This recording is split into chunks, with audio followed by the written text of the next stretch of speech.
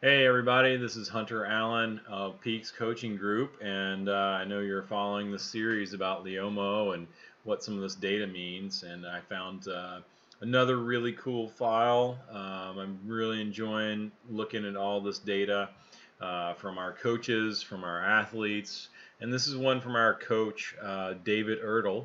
David's been a coach with Peaks Coaching Group now for quite a little while and has been using his Leomo Type-R to better understand his pedaling, what his pedaling print looks like, and exactly how he can improve this. Lots of years of riding and lots of years coaching. So here's a ride. David is out of Iowa there, and he's did a long ride, and you can see from his notes here he got really overheated. And so I wanted to look at a couple of things in his file that might just be interesting and see how his pedaling changed from when he was about halfway through the ride to the second half of the ride when he started to get overheated. And you can see that it generally, his power was a little bit higher here up to around 2.5 hours, and then it became definitely it was lower, very obvious and visual lower in the second half. So one of the things that is really interesting to look at, and I know you guys have been following some of these other videos. If you haven't, definitely check them out.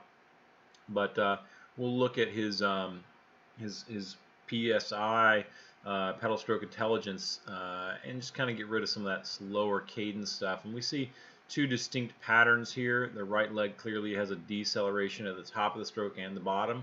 The left leg has a deceleration across the top of that stroke. So interesting patterns from him. But where the real magic is happening is down here in the PCD map in this case. So what I did was I created a range around the first half of the ride and just looked at the first half right here. So what is this first half look like versus the second half? And so here we have 2 hours and 23 minutes. The second range over here, 2 hours and 41 minutes. So almost dead on, half and half there in between. And when we look at this PCD map, remember this is pedal, cadence, and dead spot score map. We see that there are some places where he's got a lot of dead spots in them. Okay, so right leg a little more than the left leg. And remember the colors, the darker the color, the more samples are in that space that are dead spots. So in this case, where I'm hovered over here, there are 808 seconds in that combination of gearing, 71 to 80 RPM and 101 to 150 watts, and 469 of those 88 created a dead spot, or there was a deceleration where his foot moved. So that's a big number right there. If we compare this, there's the first half of the ride, and then let's look at the second half of the ride.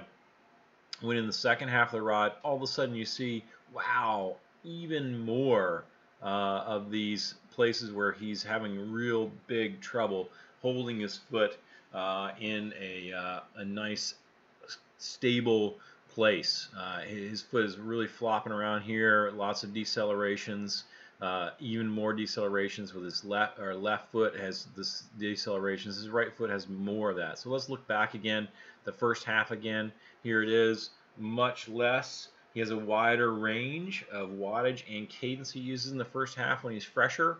And then the second half, he really shrinks down. He has less range, and he's got so many more places where his foot is creating these decelerations. So it's a downward spiral. He's got more movement, which costs more energy, which becomes more fatigue, which becomes something that it gets worse all the way down. So it's a tough thing in this case. But this is a great example of what happens when you fatigue. So check out the Leomo Type-R, check out the PCD map. I'm Hunter Allen, Peaks Coaching Group. Thanks for watching.